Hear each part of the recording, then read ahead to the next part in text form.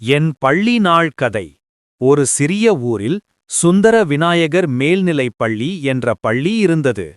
அந்த பள்ளியில் ரவி என்ற ஒரு மாணவன் படித்தான். ரவி மிகவும் புத்திசாலி, ஆனால் சில சமயம் கொஞ்சம் சுறுசுறுப்பாகவும் இருந்தான். ஒவ்வொரு காலை அவன் தனது நண்பர்களான அருண், லதா, மீனா, ராஜேஷ் ஆகியோருடன் சேர்ந்து பள்ளிக்குச் செல்வான். மணியடித்ததும் எல்லோரும் வரிசையாக நின்று தேசிய கீதம் பாடுவார்கள். அதற்கு பிறகு ஆசிரியர் அவர்கள் வகுப்பிற்குள் சென்று பாடம் ஆரம்பிப்பார். ஒருநாள் ஆசிரியர் அவர்கள் ஒரு வழக்குரை போட்டி நடத்தப் போவதாக அறிவித்தார். ரவி மிகவும் உற்சாகமடைந்தான். அவன் தினமும் வீட்டில் பயிற்சி செய்தான். போட்டி நடந்த நாளில் ரவி தனது உரையை தைரியமாகவும் தெளிவாகவும் பேசினான். அவனது பேச்சைக் கேட்ட அனைவரும் கைத்தட்டினார்கள்.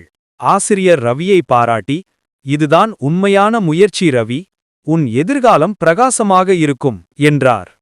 அந்த நாள் முதல் ரவி தனது பள்ளியை இன்னும் அதிகம் நேசிக்கத் தொடங்கினான். அவன் ஒவ்வொரு நாளும் புதியதை கற்றுக்கொள்வதில் மகிழ்ச்சி அடைந்தான்.